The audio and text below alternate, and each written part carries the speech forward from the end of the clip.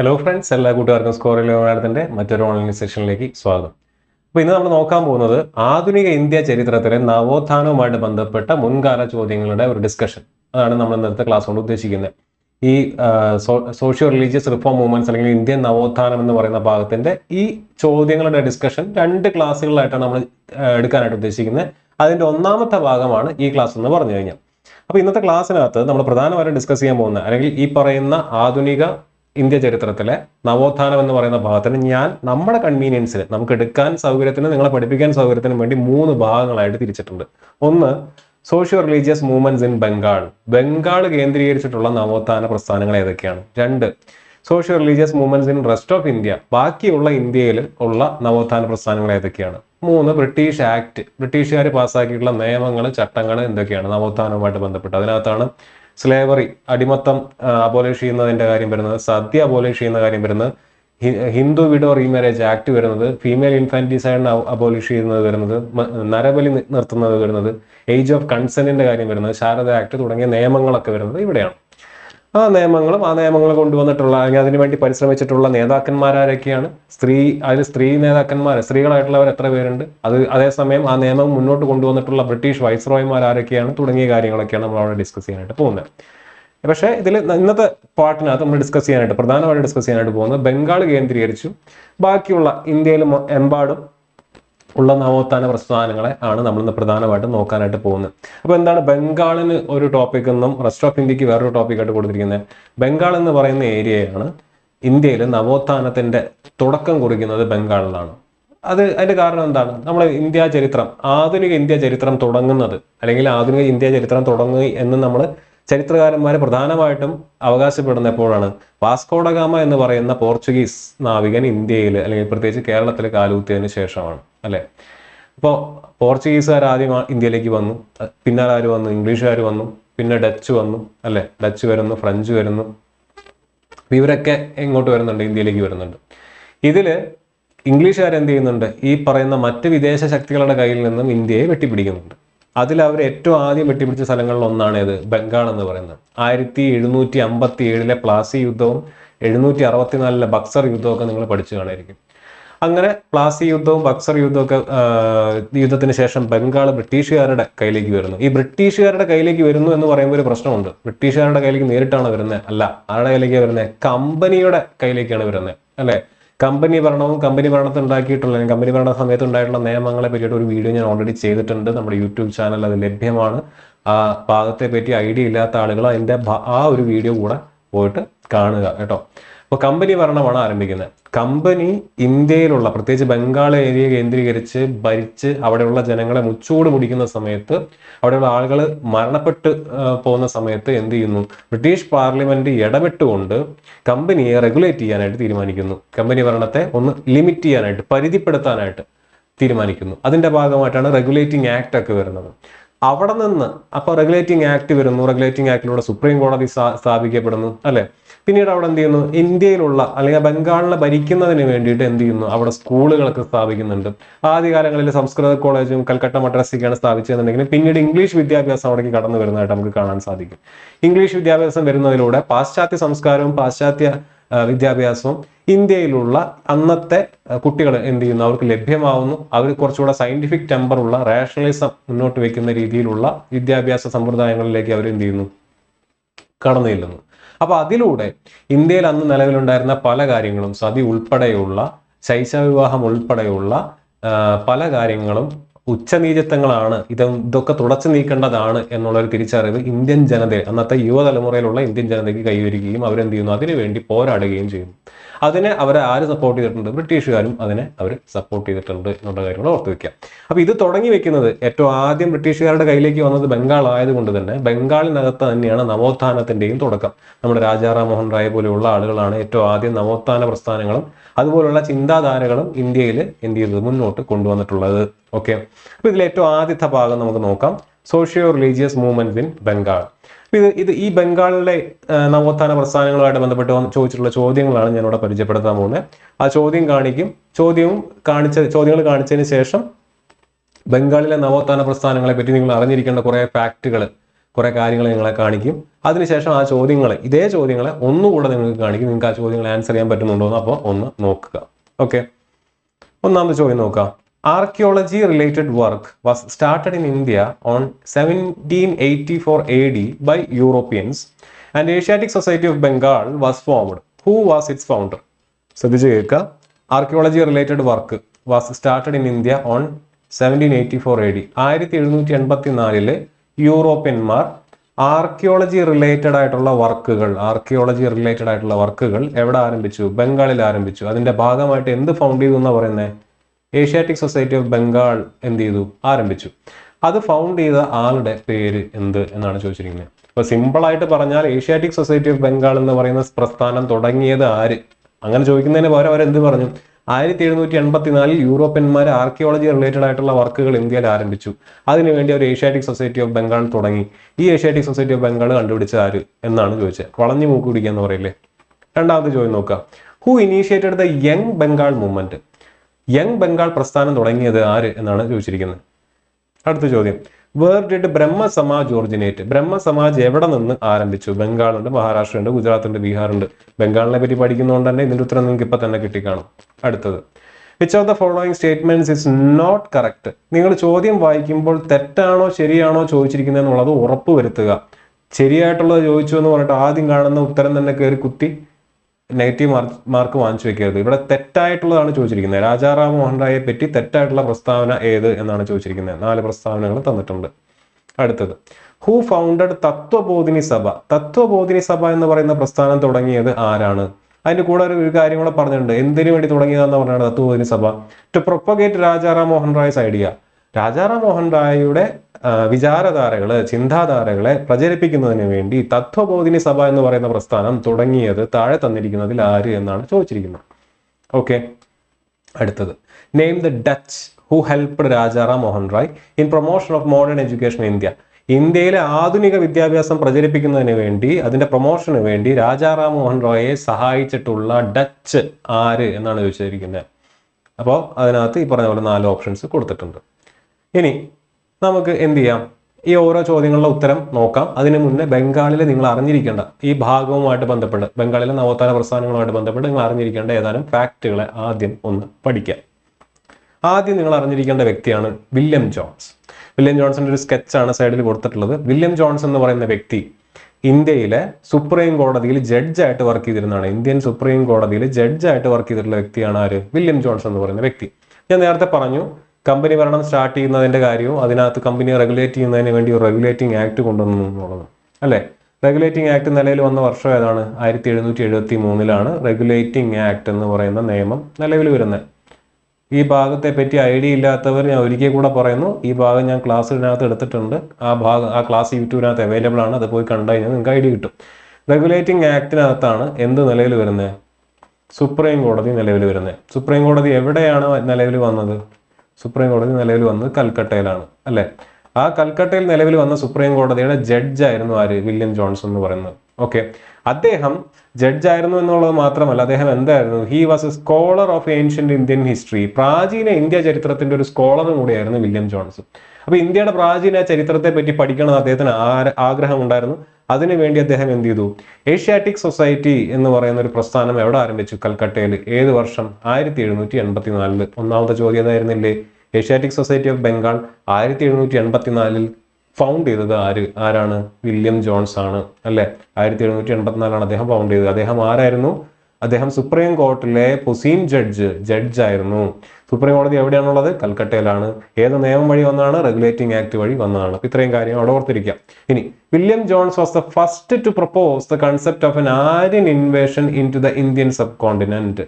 Aryan invasion എന്ന് പറയുന്ന ആര്യന്മാരുടെ ആക്രമണം എന്നുള്ള സിദ്ധാന്തം ആദ്യമായിട്ട് മുന്നോട്ട് വെച്ച വ്യക്തി ആരാന്ന് ചോദിച്ചാൽ അത് വില്യം ജോൺസ് ആണെന്നുള്ള കാര്യം കൂടെ ഓർത്തിരിക്കുക. ഓക്കെ, വില്യം ജോൺസ് എന്ന് പറയുന്ന വ്യക്തിയാണ് ഇന്ത്യയുടെ ചരിത്രം വീണ്ടെടുത്ത് തന്നതിൽ വലിയ പങ്ക് വഹിച്ചിട്ടുള്ള വ്യക്തി അല്ലെ. ചരിത്രം എന്ന് പറയുന്നത് വീണ്ടെടുക്കപ്പെടുന്നതാണ്, അല്ലെങ്കിൽ വീണ്ടെടുക്കപ്പെട്ടതാണെന്നുള്ളത് ഞാൻ എപ്പോഴും പറയുന്ന കാര്യമാണ്. നമുക്ക് മുന്നേ ജനിച്ച് മരിച്ച് ജീവിച്ചു പോയുള്ള വ്യക്തികളുടെ ജീവചരിത്രത്തെ പറ്റി, അവരെങ്ങനെ ജീവിച്ചിരുന്നു, അവിടുത്തെ ഭരണം എങ്ങനെയായിരുന്നു, ഭരണ സംവിധാനങ്ങൾ എങ്ങനെയായിരുന്നു എന്നുള്ളതൊക്കെ ഏതാനും തെളിവുകളുടെ അടിസ്ഥാനത്തിൽ നമ്മൾ വായിച്ചെടുക്കുകയാണ് ചെയ്യുന്നത്. അതിനകത്ത് എത്രത്തോളം കൃത്യതയാണെന്നുള്ളത് നമുക്കറിയോ? ഇല്ല. അപ്പൊ അതേപോലെ നമ്മുടെ ചരിത്രം വീണ്ടെടുത്ത് തരുന്നതിന്, പുനർനിർമ്മിച്ചു തരുന്നതിനകത്ത് ഒരുപാട് നമ്മളെ സഹായിച്ചിട്ടുള്ള ഒരു വ്യക്തിയാണ് ആര്? വില്യം ജോൺസ് എന്നുള്ള കാര്യം കൂടെ ഇവിടെ ഓർത്തിരിക്കുക. അടുത്ത വ്യക്തി ജോർജ് ടേണവർ. ജോർജ് ടേണവർ എന്ന് പറയുന്നത് സെയിലോൺ സിവിൽ സർവീസിലെ ശ്രീലങ്കയിലുള്ള ബ്രിട്ടീഷ് സിവിൽ സർവന്റ് ആയിരുന്നു ആര്? ജോർജ് ടേണവർ എന്ന് പറയുന്നത്. ശ്രീലങ്കയിലുള്ള സീലോൺ സിവിൽ സർവീസിനകത്തുള്ള മെമ്പർ ആയിരുന്നു ആര്? ജോർജ് ടേണവർ എന്ന് പറയുന്നത്.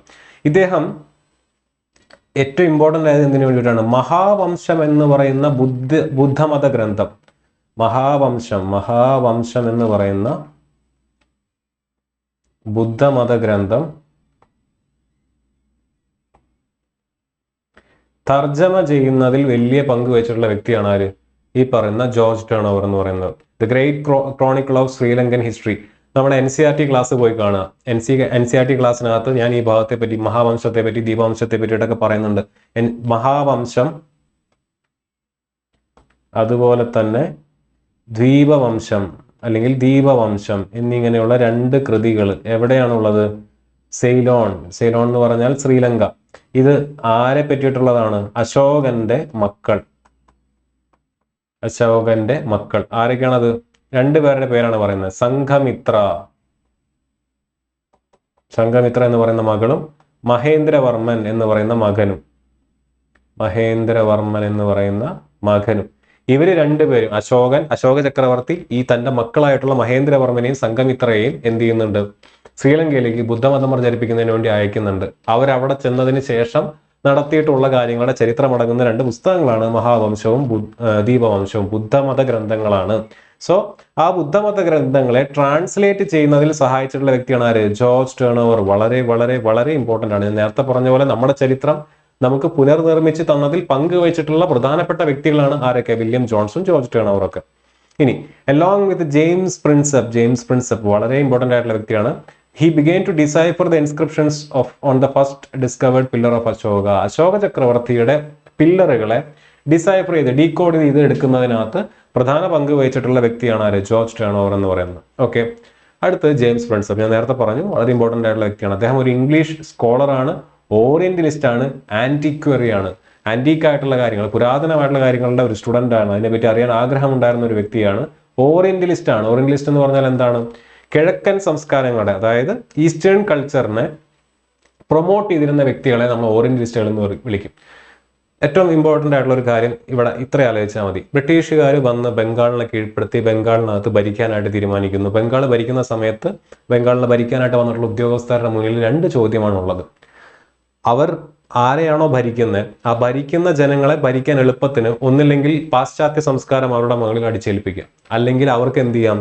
കിഴക്കൻ സംസ്ഥാനങ്ങൾ, ഈ പറയുന്ന ഓറിയന്റലിസ്റ്റ് അല്ലെ, ഇവിടെയുള്ള ഈസ്റ്റേൺ കൾച്ചറിനെ എന്ത് ചെയ്യാം? അവർക്ക് പഠിച്ചെടുക്കാം.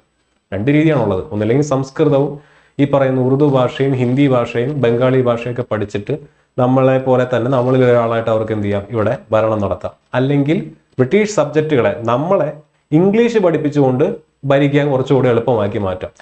ആദ്യകാലത്തെ ബ്രിട്ടീഷ് സിവിൽ സർവൻസ് അല്ലെങ്കിൽ ആദ്യകാലത്തെ ബ്രിട്ടീഷ് ഭരണം നടത്തിയിരുന്ന ആളുകൾ ഓറിയന്റലിസ്റ്റുകളായിരുന്നു. അവർ കുറെ കൂടെ നമ്മുടെ സംസ്കാരത്തോട് ചേർന്ന് നിൽക്കാനും നമ്മുടെ സംസ്കാരത്തെ പഠിക്കാനും തയ്യാറായിട്ടുള്ള ആളുകളാണ്. അതുകൊണ്ടാണ് ഇന്ത്യയിൽ ഏറ്റവും ആദ്യം കൽക്കട്ട മദ്രസയും സംസ്കൃത കോളേജും ഒക്കെ വന്നത് അല്ലെ. ആദ്യം വന്നത് ഇംഗ്ലീഷ് വിദ്യാഭ്യാസങ്ങളല്ല, സംസ്കൃത കോളേജും കൽക്കട്ട മദ്രസയ്ക്കാണ് ഏറ്റവും ആദ്യം ബ്രിട്ടീഷുകാർ കൊണ്ടുവന്നത്.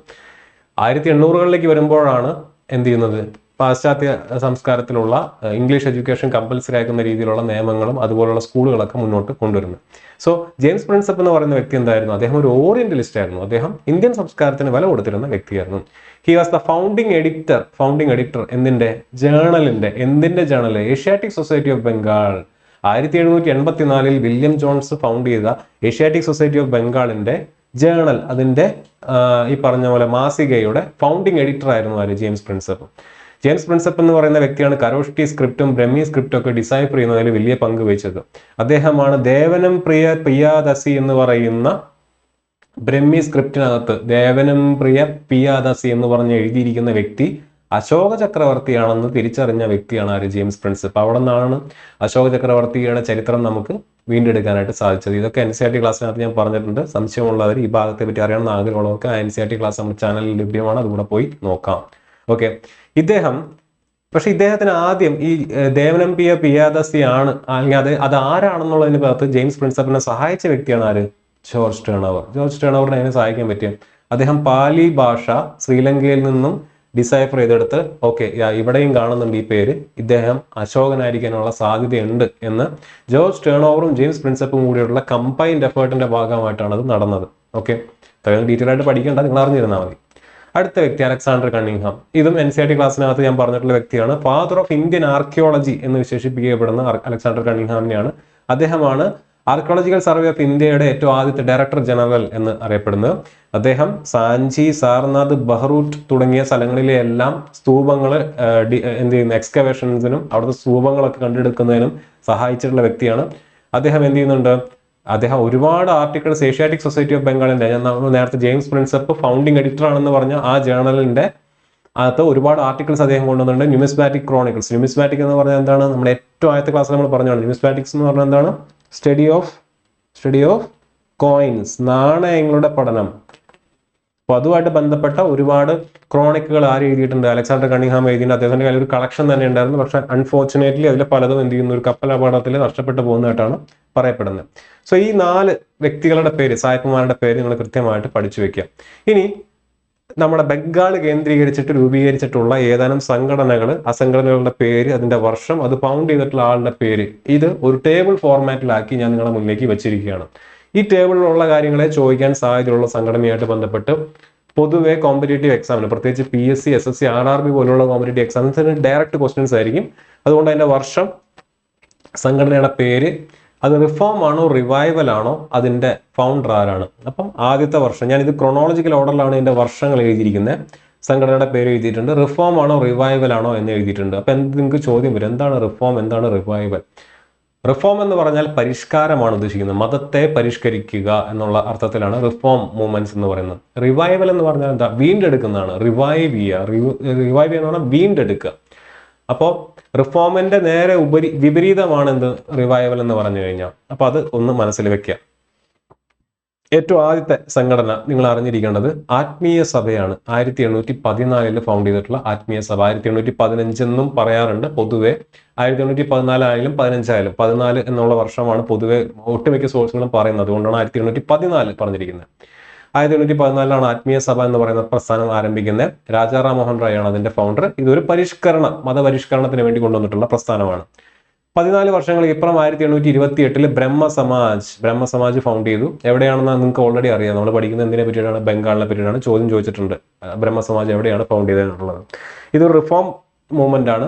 രാജാ റാം മോഹൻ റായ് ആണ് ഇത് ഫൗണ്ട് ചെയ്തിട്ടുള്ളത്. 1829 തൊട്ടടുത്ത വർഷം, ബ്രഹ്മസമാജ് തുടങ്ങി തൊട്ടടുത്ത വർഷം ധർമ്മസഭ എന്ന് പറഞ്ഞുകൊണ്ടൊരു പ്രസ്ഥാനം തുടങ്ങി. ധർമ്മസഭ ഇതൊരു റിവൈവൽ പ്രസ്ഥാനമാണ്. അത് ഫൗണ്ട് ചെയ്ത ആളുടെ പേര് രാധാകാന്ത് ദേവ് എന്നാണ്. രാധാകാന്ത് ദേവ് റിവൈവൽ പ്രസ്ഥാനമാണെന്ന് പറയാൻ കാരണം എന്താ, ബ്രഹ്മസമാജ് മുന്നോട്ട് വെച്ചത് മതപരിഷ്കരണമാണ്. ജാതി വ്യവസ്ഥ വേണ്ട, വിഗ്രഹാരാധന വേണ്ട, വേദങ്ങളിൽ എഴുതിയിരിക്കുന്ന പല കാര്യങ്ങളും നമ്മൾ അനുസരിക്കേണ്ട കാര്യമില്ല, അങ്ങനെയുള്ള ആചാരാനുഷ്ഠാനങ്ങൾക്കൊക്കെ എതിരായിട്ടുള്ള ഒരു വ്യക്തിയാണ് ആര്, രാജാ റാം മോഹൻ റായ്. അദ്ദേഹം പണ്ഡിതനാണ്. ഒരുപാട് ഭാഷകൾ കൈകാര്യം ചെയ്തിരുന്ന, പേർഷ്യ, ഉറുദു തുടങ്ങിയ ഒട്ടനവധി ഭാഷകൾ കൈകാര്യം ചെയ്തിരുന്ന, അന്നത്തെ ബ്രിട്ടീഷുകാരെല്ലാവരും ഒരുപോലെ റെസ്പെക്ട് ചെയ്തിരുന്ന വളരെ പ്രൊമനന്റ് ആയിട്ടുള്ള ഒരു വ്യക്തിയാണ് രാജാ റാം മോഹൻ റായ്. അദ്ദേഹം തുടങ്ങിയ പ്രസ്ഥാനമാണ് ബ്രഹ്മസമാജ്. അപ്പൊ ബ്രഹ്മസമാജ് വിഗ്രഹാരാധനയ്ക്കെതിരെ, ജാതി വ്യവസ്ഥയ്ക്കെതിരെ, ഈ പറയുന്ന ആചാരാനുഷ്ഠാനങ്ങൾക്കൊക്കെ എതിരെ മുന്നോട്ട് പോയപ്പോൾ ബ്രഹ്മസമാജിനെ എതിർത്തുകൊണ്ട് ബംഗാളിൽ നിലവിൽ വന്നിട്ടുള്ള പ്രസ്ഥാനമാണ് ധർമ്മസഭ എന്ന് പറയുന്നത്. ധർമ്മ പരിപാലനമാണ് അവരുടെ ഉദ്ദേശം. അന്നത്തെ സനാതന ധർമ്മത്തെ പ്രൊട്ടക്ട് ചെയ്ത് നിർത്തുക എന്നുള്ള അർത്ഥത്തിൽ രാധാകാന്ത് ദേവ് ഫൗണ്ട് ചെയ്തിട്ടുള്ളതാണ്. അതൊരു റിവൈവൽ പ്രസ്ഥാനമാണ്. തൊട്ട് 10 വർഷം കഴിഞ്ഞ് 1839 തത്വബോധിനി സഭ തുടങ്ങി വെച്ചു. തത്വബോധിനി സഭ രാജാ റാം മോഹൻ റായുടെ ഐഡിയകൾ പ്രചരിപ്പിക്കുന്നതിന് വേണ്ടി തുടങ്ങിയതാണ്. ആര് തുടങ്ങിയതാണ്? ദേവേന്ദ്രനാഥ് ടാഗോർ. ചോദ്യമായിട്ട് കണ്ടതാണ് നിങ്ങൾ അല്ലെ? അപ്പൊ ദേവേന്ദ്രനാഥ് ടാഗോർ ആണ് തത്വബോധിനി സഭ തുടങ്ങിയത്. അതൊരു നവോത്ഥാന പ്രസ്ഥാനമായിരുന്നു. തുടങ്ങിയ വർഷം കൂടെ ഓർത്തിരിക്കുക, 1839. 1866 ബ്രഹ്മസമാജ് ഓഫ് ഇന്ത്യ എന്ന് പറഞ്ഞുകൊണ്ടൊരു പ്രസ്ഥാനം തുടങ്ങുന്നു. 1866 ബ്രഹ്മസമാജ് ഓഫ് ഇന്ത്യ എന്ന് പറഞ്ഞുകൊണ്ട് പ്രസ്ഥാനം ആരംഭിക്കുന്നു. ഇതൊരു റിഫോം മൂവ്മെന്റ് ആണ്. കേശവ് ചന്ദ്ര സെൻ അഥവാ KC സെൻ എന്ന് പറയുന്ന വ്യക്തിയാണ് ഇത് ഫൗണ്ട് ചെയ്തിട്ടുള്ളത്. Keshav Chandra Sen 1866 Brahmo Samaj of India found ചെയ്യുന്നു. ഇത് വളരെ കോൺട്രവേഴ്ഷ്യൽ ആയിട്ടുള്ള ഒരു വ്യക്തിയാണ് ചരിത്രത്തിൽ. ആര്? ഈ പറയുന്ന കേശവ് ചന്ദ്ര സെൻ എന്ന് പറയുന്നത്. കേശവ് ചന്ദ്ര സെൻ ബ്രഹ്മസമാജ്, നമ്മുടെ രാജാ റാം മോഹൻ റായ് ഫൗണ്ട് ചെയ്തിട്ടുള്ള ബ്രഹ്മസമാജിന്റെ ഇമ്പോർട്ടൻസ് ക്ഷയിച്ചു പോകുന്നു, അല്ലെങ്കിൽ അതിന്റെ ആശയങ്ങൾ എന്ത് ചെയ്യുന്നു, ഫെയ്ഡ് ചെയ്ത് പോകുന്നു എന്ന് പറഞ്ഞ് അതിനെ ഒന്നുകൂടെ ഊർജ്ജസ്വലമാക്കുന്നതിന് വേണ്ടി ബ്രഹ്മസമാജ് ഓഫ് ഇന്ത്യ എന്ന് പറഞ്ഞുകൊണ്ട് ഒരു പ്രസ്ഥാനം അങ്ങ് തുടങ്ങി. അപ്പൊ കേശവ് ചന്ദ്ര സെൻ വളരെ എഫിഷ്യന്റ് ആയിട്ടുള്ള, വളരെ ഏബിൾ ആയിട്ടുള്ള, വളരെ നല്ല ഒരു നവോത്ഥാന നേതാവാണ്. അദ്ദേഹം ഒരുപാട് നല്ല ആശയങ്ങളൊക്കെ പറയുന്നു. രാജാ റാം മോഹൻ റോയ്ക്ക് ശേഷം എന്ത് ചെയ്യുന്നു, അദ്ദേഹത്തിന്റെ ഈ പറയുന്ന ആശയങ്ങളൊക്കെ മുന്നോട്ട് കൊണ്ടുവന്നിട്ട് ഒരു നേതാവ് വരുന്നു. അദ്ദേഹത്തിന് ഭയങ്കരമായിട്ടുള്ള പിന്തുണയും കിട്ടുന്നു, ജനപിന്തുണയും കിട്ടുന്നു. പക്ഷെ ഇദ്ദേഹം എന്ത് ചെയ്യുന്നു, ഇത്രയൊക്കെ നവോത്ഥാനവും ഇത്രയൊക്കെ പരിഷ്കാരവും പറഞ്ഞുകൊണ്ട് നടന്നിട്ടുള്ള വ്യക്തി അദ്ദേഹത്തിന്റെ മകളെ, മൈനർ ആയിട്ടുള്ള ചെറുപ്രായത്തിൽ അദ്ദേഹത്തിന്റെ മകളെ എന്ത് ചെയ്യുന്നു, ഒരു രാജകുമാരന് കല്യാണം കഴിച്ചു കൊടുക്കുന്നു. അപ്പൊ അതിലൂടെ ഒരുപാട് പേര് എതിരെ അഭിപ്രായം വരികയും കേശവചന്ദ്ര സെന്നിന്റെ ഈ ബ്രഹ്മസമാജ് ഓഫ് ഇന്ത്യയിൽ നിന്ന് എന്ത് ചെയ്യുന്നു, കുറെ പേര് പിരിഞ്ഞു പോവുകയും ചെയ്യുന്നു. അതിനുശേഷം തുടങ്ങിയ പ്രസ്ഥാനമാണ് ഏത്, സാധാരണ ബ്രഹ്മസമാജ് എന്ന് പറയുന്നത്. അപ്പൊ ബ്രഹ്മസമാജ് ഓഫ് ഇന്ത്യ എന്ന് പറയുന്ന പ്രസ്ഥാനം തുടങ്ങിയപ്പോൾ അതിന് മുന്നേ ഓൾറെഡി ഒരു ബ്രഹ്മസമാജ് ഉണ്ടായിരുന്നല്ലോ, രാജാ റാം മോഹൻ റോയ് ഫൗണ്ട് ചെയ്തത്. ആ ബ്രഹ്മസമാജ് എങ്ങനെ കേൾക്കാൻ തുടങ്ങി, ആദ്യ ബ്രഹ്മസമാജ് എന്ന് അറിയപ്പെടാൻ തുടങ്ങി. അത് ആദ്യം ഉണ്ടായ ബ്രഹ്മസമാജ് ആദ്യ ബ്രഹ്മസമാജ് എന്നോട്ട് 1866 ബ്രഹ്മസമാജ് ഓഫ് ഇന്ത്യ കേശവചന്ദ്ര സെൻ ആരംഭിച്ചപ്പോൾ തൊട്ട്. ഓക്കെ, അദ്ദേഹം കേശവചന്ദ്ര സെൻ ഒരു പുതിയ മതം കൂടെ തുടങ്ങിയിട്ടുണ്ട്. ആ മതത്തിന്റെ പേരാണ് നവബിധാൻ. നവബിധാൻ എന്ന് പറഞ്ഞ മതം തുടങ്ങിയ വ്യക്തി ആരാന്ന് ചോദിക്കും, കേശവ് ചന്ദ്ര സെൻ. കേശവ് ചന്ദ്ര സെൻ തുടങ്ങിയ പ്രസ്ഥാനത്തിന്റെ പേരെന്താന്ന് ചോദിക്കും, ബ്രഹ്മസമാജ് ഓഫ് ഇന്ത്യ. ഏത് വർഷം, 1866.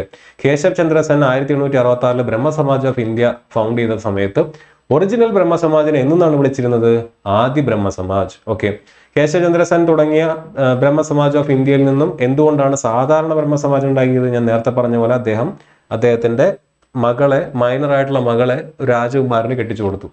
പല നവോത്ഥാന നേതാക്കന്മാർ ഇന്ന് കാണുന്ന, പ്രത്യേകിച്ച് പല നവോത്ഥാന നേതാക്കന്മാരുടെയും നവോത്ഥാനം എന്ന് പറയുന്നത് അവരുടെ വീടിന്റെ പടിക്കപ്പുറത്താണ്, അല്ലെ, വീടിനകത്തേക്ക് നവോത്ഥാനമില്ല. നമ്മളെ പലരും അങ്ങനെയാണ്, ആദർശങ്ങൾ പറഞ്ഞു നടക്കുന്ന ആളുകളല്ലേ. സ്ത്രീധനം വാങ്ങിക്കില്ല, സ്ത്രീധനം കൊടുക്കാൻ പാടില്ല, മറ്റതാണ് മറിച്ചാണെന്നൊക്കെ പറഞ്ഞ് തെരുവിൽ പ്രസംഗിച്ചുകൊണ്ട് നടക്കുന്ന ആളുകൾ, ഒരുപാട് ആളുകൾ നമ്മൾ കാണുന്നതാണ്. അവരൊക്കെ എന്ത് ചെയ്യും, നവോത്ഥാനം എന്ന് പറയുന്ന, അല്ലെങ്കിൽ അവരുടെ ഈ പുരോഗമന ആശയം, ആദർശം വീടിനകത്തേക്ക് കയറി എടുത്ത് ഉത്തരത്തി വയ്ക്കും. അപ്പൊ അതേപോലെ തന്നെ ബ്രഹ്മസമാജ് ഓഫ് ഇന്ത്യ ഫൗണ്ട് ചെയ്തിട്ടുള്ള കേശവചന്ദ്ര സെന്നിന്റെയും ആറ്റിറ്റ്യൂഡ് അങ്ങനെയായിരുന്നു. അതിനകത്തുനിന്ന് അതിനോട് അമർഷം തോന്നിയ ഒരുപാട് പേരാണ് എന്ത് ചെയ്യുന്നത്, സാധാരണ ബ്രഹ്മസമാജ് തുടങ്ങിയത്. അതിന്റെ പ്രധാനപ്പെട്ട ഒരു നേതാവായിരുന്നു ആനന്ദ് മോഹൻ ബോസ്. തുടങ്ങിയ വർഷം കൂടെ ഓർത്തിരിക്കുക, 1878. കേശവ് ചന്ദ്ര സെൻ വളരെ ഇമ്പോർട്ടന്റ് ആയിട്ടുള്ള ഒരു ഫിഗറാണ്. അദ്ദേഹം ഇവിടെ മാത്രമല്ല, ഇത് ബംഗാളിൽ മാത്രമല്ല, ബോംബെയിലും അതുപോലെ തന്നെ മദ്രാസിലും ബ്രഹ്മസമാജിന്റെ ആശയങ്ങളെ സ്പ്രെഡ് ചെയ്യുന്നതിന് വേണ്ടി നേതൃത്വം കൊടുത്തിട്ടുള്ള വ്യക്തിയാണ്. കേശവ് ചന്ദ്ര സെൻ എന്ന് പറയുന്ന വ്യക്തി ബോംബെയിലും മദ്രാസിലും ബ്രഹ്മസമാജിന്റെ ആശയങ്ങളെ പ്രചരിപ്പിക്കുന്നതിന് വേണ്ടി ഒരുപാട് പരിശ്രമമൊക്കെ നടത്തിയിട്ടുള്ള വ്യക്തിയാണ്. പക്ഷെ അദ്ദേഹത്തിന്റെ പേഴ്സണൽ ലൈഫിൽ എടുത്ത പല തീരുമാനങ്ങൾ കൊണ്ടാണ് എന്ത് ചെയ്യുന്നത്, വിമർശിക്കപ്പെടുന്നത്. അപ്പൊ ഇത്രയും പ്രസ്ഥാനങ്ങളെ നിങ്ങളൊന്ന് മനസ്സിലാക്കി വെക്കുക. ഇനി ഇതിന് പുറമെ അവിടെ നിങ്ങൾ അറിഞ്ഞിരിക്കേണ്ട ഏതാനും വ്യക്തികളുണ്ട്. ഒന്ന്, ഈശ്വർചന്ദ്ര വിദ്യാസാഗർ. ഈശ്വർചന്ദ്ര വിദ്യാസാഗർ എന്ന് പറയുന്ന 1850 സംസ്കൃത കോളേജിലെ പ്രിൻസിപ്പാളായിട്ട് ചാർജ് എടുത്തുള്ള വ്യക്തിയാണ്. ഓക്കെ, സംസ്കൃത കോളേജിന്റെ പ്രിൻസിപ്പാൾ, സംസ്കൃത കോളേജ് തുടങ്ങിയ വർഷം ഞാൻ ഇവിടെ ബ്രാക്കറ്റിൽ എഴുതിയിരുന്നു. ഇതൊക്കെ ചോദ്യമായിട്ട് വരാം കേട്ടോ. സംസ്കൃത കോളേജ് തുടങ്ങിയ വർഷം എന്നാണ് 1791. ബംഗാളിലാണ് സംസ്കൃത കോളേജ് തുടങ്ങിയത് 1791. 1781 കൽക്കട്ട മദ്രാസ് ബംഗാളിൽ തുടങ്ങിയത്. 1791 സംസ്കൃത കോളേജ് ബംഗാളിൽ തുടങ്ങുന്നത്. അതിന്റെ പ്രിൻസിപ്പാളായിട്ട് 1850 ചാർജ് എടുത്ത വ്യക്തിയാണ് ആര്, ഈശ്വർചന്ദ്ര വിദ്യാസാഗർ. ഓക്കെ, ഒരു കോളേജിന്റെ പ്രിൻസിപ്പാളായിട്ട് ചാർജ് എടുക്കുന്ന ഇത്ര വലിയ സംഭവം എന്താ? അദ്ദേഹം പ്രിൻസിപ്പാൾ ആയതിനു ശേഷം സംസ്കൃത കോളേജ് അദ്ദേഹം അബ്രാഹ്മണർക്ക് തുറന്നു കൊടുത്തു. അതാണ് അദ്ദേഹത്തിനെ ഇമ്പോർട്ടന്റ് ആയിട്ടുള്ള വ്യക്തിയാക്കി മാറ്റുന്നത്. അദ്ദേഹം ചാർജ് എടുത്തതിന് ശേഷം അദ്ദേഹം എന്ത് ചെയ്തു, സംസ്കൃത കോളേജിന്റെ ഡോറ് അബ്രാഹ്മണർക്ക് തുറന്നു കൊടുത്തു. ഇനി അദ്ദേഹം ബെത്യൂൺ സ്കൂളിന്റെ സെക്രട്ടറി ആയിട്ട് വർക്ക് ചെയ്തിട്ടുണ്ട്. ബെത്യൂൺ സ്കൂളിന്റെ സെക്രട്ടറി ആയിട്ട് വർക്ക് ചെയ്യുന്ന ഇത്ര വലിയ കാര്യമാണോ എന്ന് ചോദിച്ചാൽ ആണ്. എന്താ കാരണം, ആ കാലഘട്ടത്തെ പ്രധാനപ്പെട്ട എല്ലാ സ്ത്രീകളായിട്ടുള്ള എല്ലാ സ്വാതന്ത്ര്യ സമര സേനാനികളും പഠിച്ചിറങ്ങിയ സ്കൂളാണ് ബെത്യൂൺ സ്കൂൾ എന്ന് പറയുന്നത്. ആ സ്കൂളിന്റെ സെക്രട്ടറി ആയിട്ടിരുന്ന വ്യക്തിയാണ് ഈശ്വർചന്ദ്ര വിദ്യാസാഗർ എന്ന് പറയുന്നത്. അദ്ദേഹം Hindu widow remarriage act 1856 Hindu widow remarriage ആക്ടിന് വേണ്ടി പ്രവർത്തിച്ച വ്യക്തിയാണ്. 1856 ഹിന്ദു വിഡോ റീമാരേജ് ആക്ടിന് വേണ്ടി പ്രവർത്തിച്ച വ്യക്തിയാണ്. അദ്ദേഹത്തിന് ആ സമയത്ത് അതിനെ ഹെൽപ്പ് ചെയ്ത വൈസ്രോയാണ് ഡൽഹൌസി. അദ്ദേഹം മരിക്കുന്നത്, ഈശ്വർചന്ദ്ര വിദ്യാസാഗർ മരിക്കുന്നത് 1891. 1891 മരിക്കുന്ന സമയത്തും അദ്ദേഹം എന്തിനു വേണ്ടി ഫൈറ്റ് ചെയ്തു? ഏജ് ഓഫ് കൺസെന്റ് ആക്ട് എന്ന് പറഞ്ഞ് വിവാഹ പ്രായപരിധി കൂട്ടണം എന്ന് പറഞ്ഞുകൊണ്ടൊരു നിയമം വേണം എന്ന് പറഞ്ഞുകൊണ്ട് ഏജ് ഓഫ് കൺസെന്റ് ആക്ടിന് വേണ്ടി അദ്ദേഹം ഫൈറ്റ് ചെയ്തു. ഇത് പ്രകാരം അന്നത്തെ വിവാഹപ്രായം 12 വയസ്സാണ് കേട്ടോ. 1891 വിവാഹപ്രായം 12 വയസ്സാണ്. അപ്പൊ അതിന് മുന്നേ എന്തായിരുന്നു അവസ്ഥ എന്ന് ആലോചിച്ച് നോക്കിയാൽ മതി. ഓക്കെ, രാജാ റാം മോഹൻ റോയ്. രാജാ റാം മോഹൻ റോയ് അദ്ദേഹത്തെ സപ്പോർട്ട് ചെയ്തിട്ടുള്ള ഒരു വ്യക്തിയാണ് ഡേവിഡ് ഹെയർ. ഡേവിഡ് ഹെയർ എന്തിനു വേണ്ടി? ഹിന്ദു കോളേജ് എന്ന് പറയുന്ന കോളേജ് എസ്റ്റാബ്ലിഷ് ചെയ്യുന്നതിന് വേണ്ടി. ഹിന്ദു കോളേജ് തുടങ്ങിയ വർഷം ചോദിക്കും. 1817. 1814 നമ്മുടെ രാജാ റാം മോഹൻ റോയ് എന്ത് ഫൗണ്ട് ചെയ്തത്? ആത്മീയ സഭ ഫൗണ്ട് ചെയ്തത്. 1814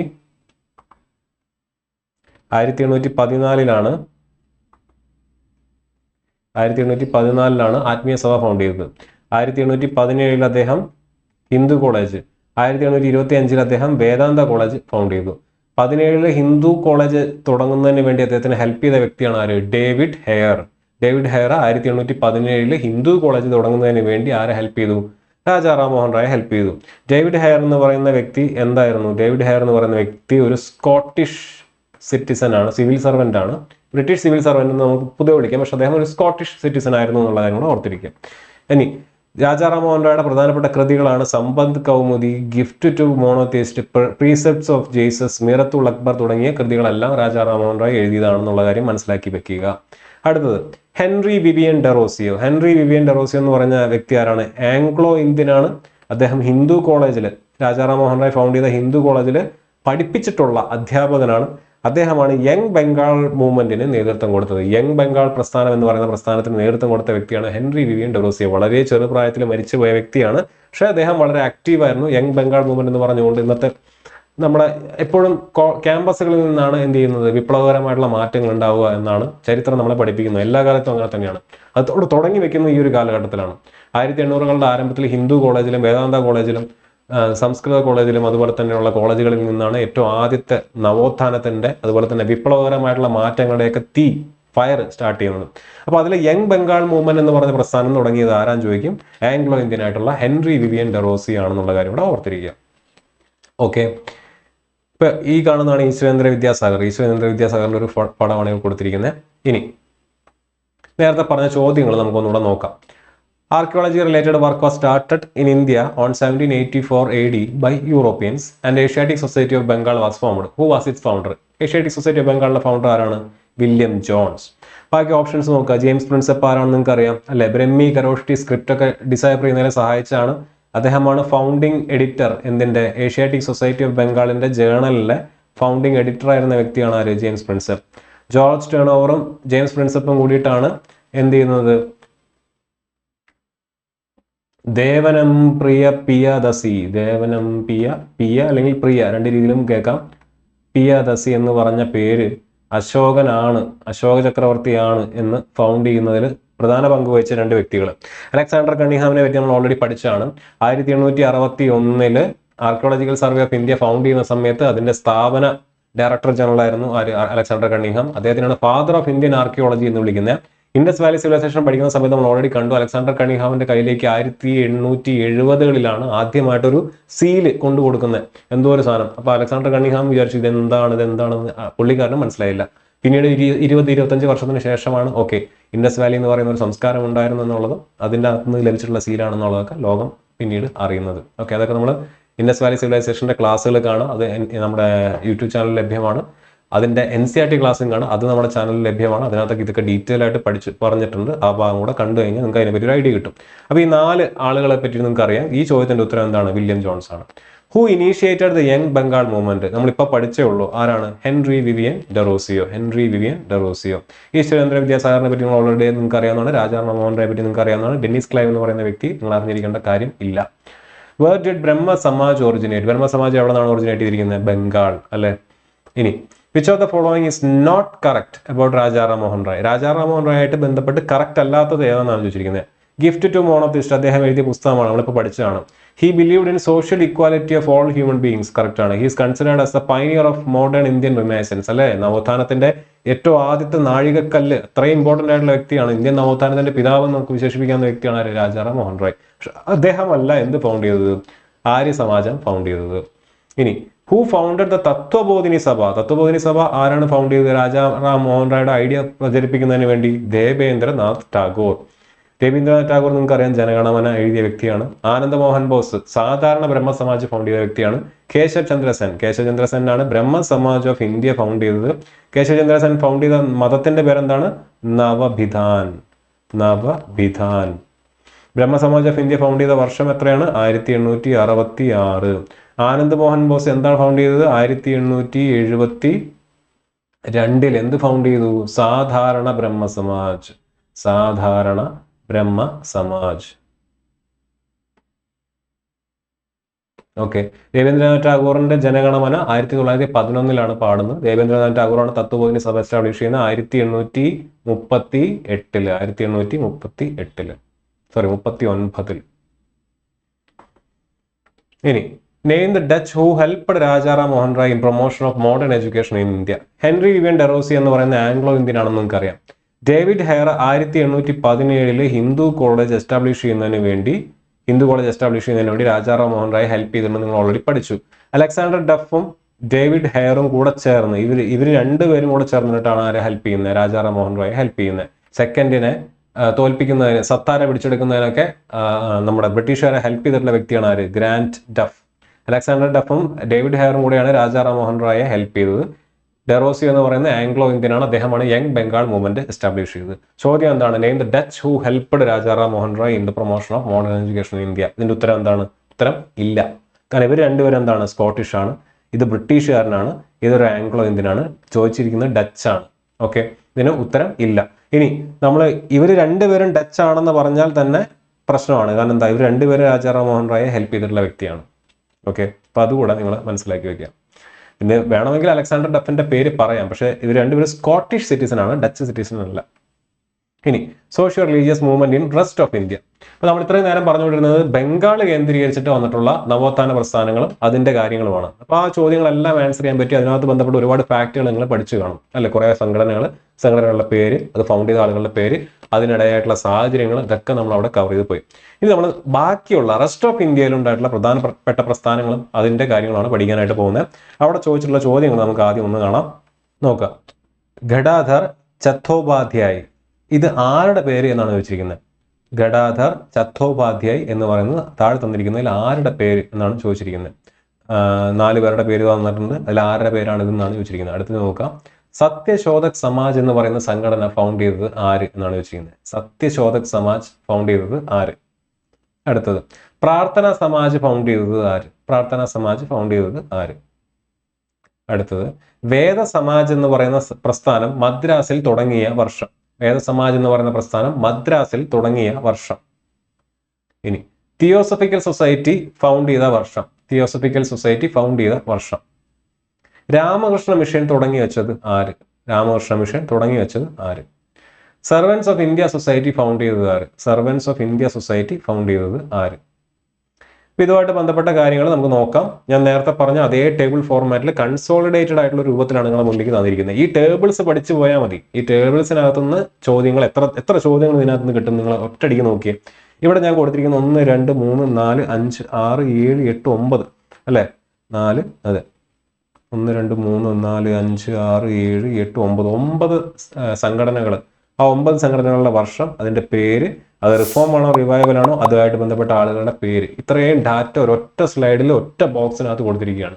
ഇതുപോലെ നമ്മൾ നേരത്തെ ബംഗാളിലും പഠിച്ചു. അപ്പോൾ ആ ഒരു ടേബിൾ ഫോർമാറ്റിലാക്കി പഠിച്ചു കഴിഞ്ഞാൽ ചോദിക്കാൻ സാധ്യതയുള്ള എല്ലാ ചോദ്യങ്ങളും അതിന്റെ ഉത്തരം ഒറ്റയടിക്ക് നമുക്ക് മനസ്സിലാക്കി പോകാൻ പറ്റും. ഇനി ഇതല്ല, ഇതിനകത്ത് ആരെങ്കിലും പറ്റി ഡീറ്റെയിൽ ആയിട്ട് പഠിക്കണമെന്നുണ്ടെങ്കിൽ അത് മാത്രം സെപ്പറേറ്റ് ആയിട്ട് എഴുതി വെച്ച് പഠിക്കുക. ഓക്കെ, പൊതുവേ നിങ്ങൾ പഠിക്കുമ്പോൾ ഈ ഒരു ഫോർമാറ്റിൽ പഠിച്ചു പോകുന്നതാണ് നല്ലത്. റിവിഷനും ഇത് വളരെയധികം ഉപകാരപ്രദമാകും.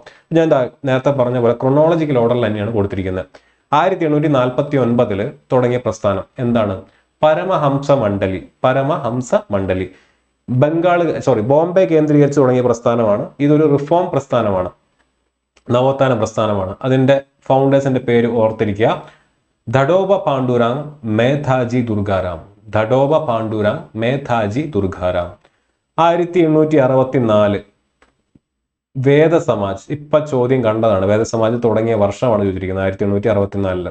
വേദസമാജ് എവിടെയാണ് തുടങ്ങിയത്? വേദസമാജ് തുടങ്ങിയ സ്ഥലം മദ്രാസ് ആണ്. മദ്രാസ് ചോദ്യത്തിനകത്തുണ്ടായിരുന്നു, പഠിച്ചു വെക്കാം. പരമഹംസ മണ്ഡലി എവിടെയാണ് തുടങ്ങിയത്? ബോംബെ.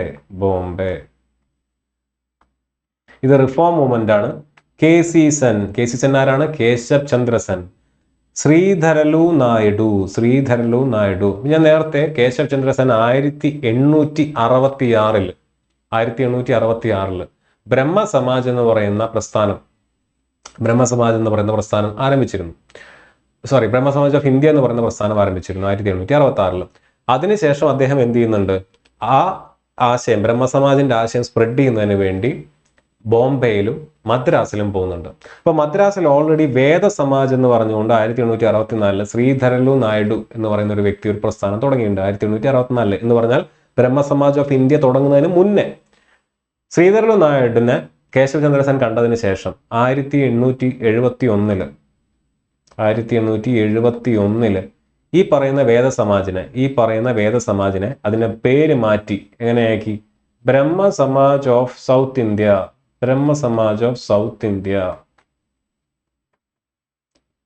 എന്ന് ആര് മാറ്റി, ശ്രീധരലു നായിഡു മാറ്റുന്നുണ്ട്. അതുകൂടെ ഇവിടെ ഒന്ന് ഓർത്തിരിക്കുക. ഞാൻ എന്താ പറഞ്ഞേ, കേശവ് ചന്ദ്ര സെൻ 1866 ബംഗാളില് ബ്രഹ്മസമാജ് ഓഫ് ഇന്ത്യ എന്ന് പറഞ്ഞുകൊണ്ട് പ്രസ്ഥാനം തുടങ്ങുന്നുണ്ട്. അതിന് മുന്നേ വേദസമാജ് ഉണ്ടല്ലോ. വേദസമാജ് എവിടെയാണ്, മദ്രാസിലാണ്. വർഷം ഏതാണ്, 1864. ആരാണ് ഫൗണ്ട് ചെയ്തത്, ശ്രീധരലു നായിഡു ആണ്.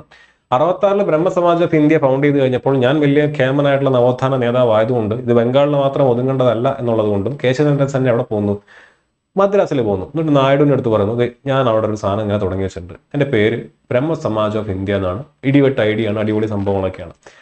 ആ ഐഡിയ കണ്ട് ആകൃഷ്ടനായി ശ്രീധരലു നായിഡു എന്ത് ചെയ്യുന്നു, 1871 എൻ്റെ വേദസമാജം എന്ന് പറയുന്ന പ്രസ്ഥാനത്തിന്റെ പേര് ഞാൻ എന്താക്കി മാറ്റുന്നു, ബ്രഹ്മസമാജ് ഓഫ് സൗത്ത് ഇന്ത്യ ആക്കി മാറ്റുന്നു എന്ന് പറയുന്നു. ഇനി ഇതേ കേശവ് ചന്ദ്ര സെൻ തന്നെ ഞാൻ സൗത്ത് ഇന്ത്യയിൽ പോയിട്ട് ഒരുത്തനെ കൂടെ എന്ത് ചെയ്തിട്ടുണ്ട്, ബ്രഹ്മസമാജിന്റെ കൂടെ സഖ്യകക്ഷിയാക്കിയിട്ടുണ്ട്, ഞാൻ ബോംബെയിലും കൂടെ ഒന്ന് പോട്ടെ എന്ന് പറയുന്നു. അങ്ങനെ കേശവ് ചന്ദ്ര സെൻ ബോംബെയിൽ ചെല്ലുന്നു. ബോംബെയിൽ ആരെ മീറ്റ് ചെയ്യുന്നു, ആത്മാരാം പാണ്ഡുരാങ്ങിനെ മീറ്റ് ചെയ്യുന്നു. ആത്മാരാം പാണ്ഡുരാങ്ങിനെ മീറ്റ് ചെയ്തുകൊണ്ട് അദ്ദേഹത്തിനെ എടുത്ത് ഈ പറഞ്ഞ ബ്രഹ്മസമാജ് എന്ന് പറയുന്ന പ്രസ്ഥാനത്തിനെ പോലെ ഒരു പ്രസ്ഥാനം ബോംബെയിൽ തുടങ്ങാനായിട്ട് ആവശ്യപ്പെടുന്നു.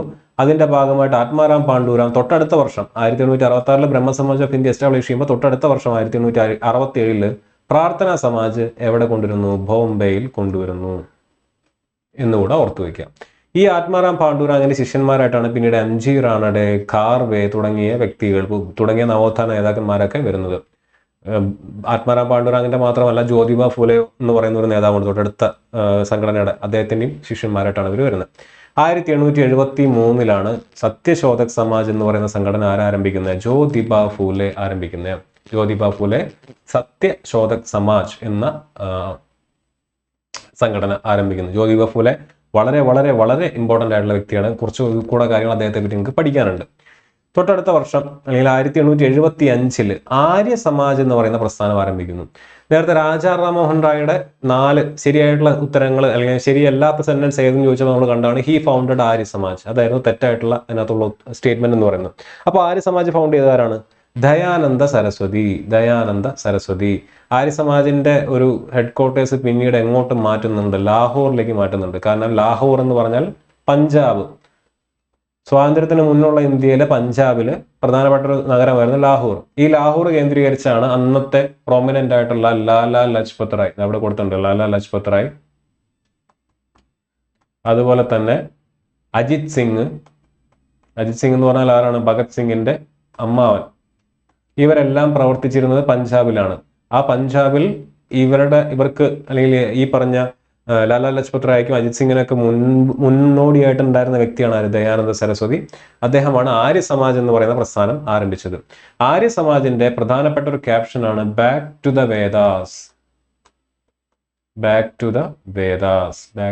വേദാസ്. ദയാനന്ദ സരസ്വതിക്ക് ഒരുപാട് ശിഷ്യന്മാരുണ്ട്, ഒരുപാട് ഫോളോവേഴ്സ് ഉള്ള വ്യക്തിയാണ്. ദയാനന്ദ സരസ്വതിയുടെ ഈ പറയുന്ന ആര്യ സമാജത്തിൽ വിശ്വസിച്ചിരുന്ന, അതിന്റെ ആശയങ്ങളിൽ വിശ്വസിച്ചിരുന്ന ഒരുപാട് പേരുണ്ടായിരുന്നു അല്ലെ. അപ്പൊ അതിന് പ്രധാനപ്പെട്ട ഒരു വ്യക്തിയാണ് ലാലാ ലജ്പത് റായ് എന്ന് പറയുന്നത്. അങ്ങനെ ഒരുപാട് പേര് അദ്ദേഹത്തെ ഫോളോ ചെയ്തിരുന്നു.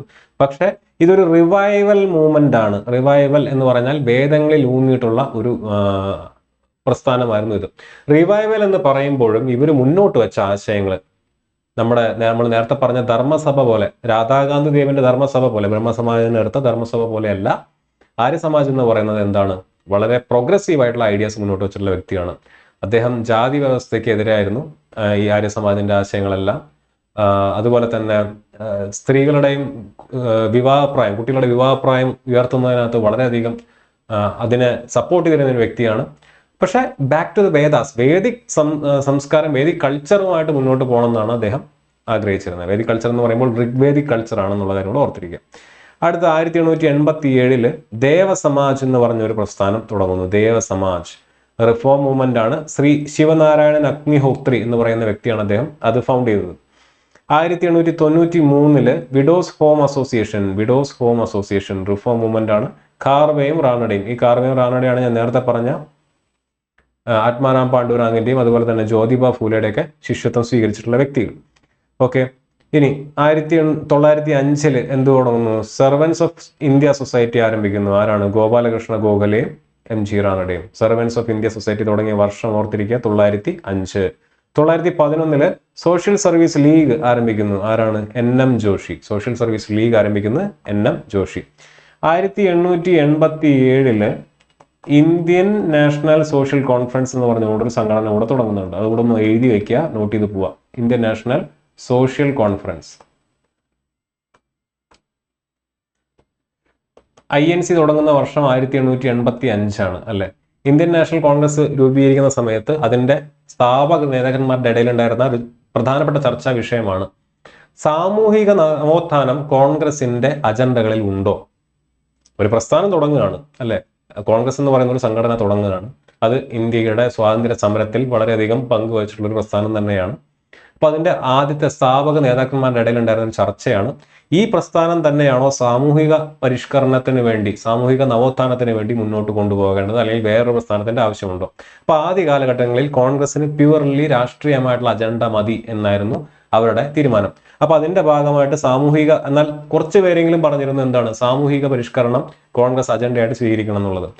അങ്ങനെ പറഞ്ഞ ഏതാനും ആളുകൾ കൂടി തുടങ്ങിയിട്ടുള്ള ഒരു സംഘടനയാണ് ഇന്ത്യൻ നാഷണൽ സോഷ്യൽ കോൺഫറൻസ് എന്ന് പറയുന്നത്. കോൺഗ്രസിന്റെ ഒരു നവോത്ഥാന ശാഖയായിട്ട് പ്രവർത്തിച്ചിരുന്ന ഒരു സംഘടനയാണ് ഇന്ത്യൻ നാഷണൽ സോഷ്യൽ കോൺഫറൻസ് എന്നുള്ളത് കൂടെ ഓർത്തിരിക്കുക. പലയിടത്തും ഇന്ത്യൻ സോഷ്യൽ കോൺഫറൻസ് എന്ന് കാണാം, ഇന്ത്യൻ നാഷണൽ സോഷ്യൽ കോൺഫറൻസ് എന്ന് കാണാം. രണ്ടും ഒന്ന് തന്നെയാണ്. തുടങ്ങിയ വർഷം 1887 കാർവേ റാണഡെ തുടങ്ങിയ ആളുകൾ തന്നെയാണ് അതും ഫൗണ്ട് ചെയ്തിട്ടുള്ളത് എന്നുള്ളതിനോട് ഓർത്തിരിക്കുക. Servants of India society 1905 Gopalakrishna ഗോഖലെയും റാണഡെയുമാണ്. 1911 social service league NM Joshi ആണെന്നുള്ള കാര്യം ഓർത്തിരിക്കാം. ഇത്രയും സംഘടനകളുടെ ഈ 9 സംഘടനകൾ, അതിന്റെ പേര്, അതിന്റെ വർഷം, അതിന്റെ ആളുകളെ കൃത്യമായിട്ട് ഐഡന്റിഫൈ ചെയ്ത് വെക്കുക. ഓക്കെ, ഇനി ഇതിൽ നിങ്ങൾ അറിഞ്ഞിരിക്കേണ്ട കുറച്ച് ആളുകളുണ്ട്. ഒന്ന്, ജ്യോതിബ ഫൂലെ. ജ്യോതിബ ഫൂലെ എന്ന് പറയുന്നത് അപ്പർ കാസ്റ്റ് ഡോമിനേഷന് വേണ്ടി അല്ലെങ്കിൽ ഡോമിനേഷൻ അഗെയിൻസ്റ്റ് ആയിട്ട് ഫൈറ്റ് ചെയ്തിട്ടുള്ള വ്യക്തിയാണ്. അദ്ദേഹത്തിന് ജാതി വ്യവസ്ഥ എന്ന് പറയുന്നത് അദ്ദേഹത്തിന് കണ്ടുകൂടായിരുന്നു. അദ്ദേഹം ജനിച്ച വീണ കാസ്റ്റ് ചിലപ്പോൾ അതിനൊരു കാരണമായിരിക്കാം. ഫൂലെ എന്ന് പറയുന്ന, പുൽ എന്ന് പറയുന്ന വാക്കിന്റെ അർത്ഥം നമുക്കറിയാം എന്താണ്, പൂവ് എന്നാണ്. അപ്പൊ ആ കാലഘട്ടത്തിൽ ഗാർഡനിൽ, അതായത് ഈ പറഞ്ഞ പൂങ്കാവനങ്ങളിലൊക്കെ വർക്ക് ചെയ്തിരുന്ന ആളുകളുടെ ഒരു ജാതിയാണ് ഈ ഫൂൽ എന്ന് പറയുന്ന ജാതി.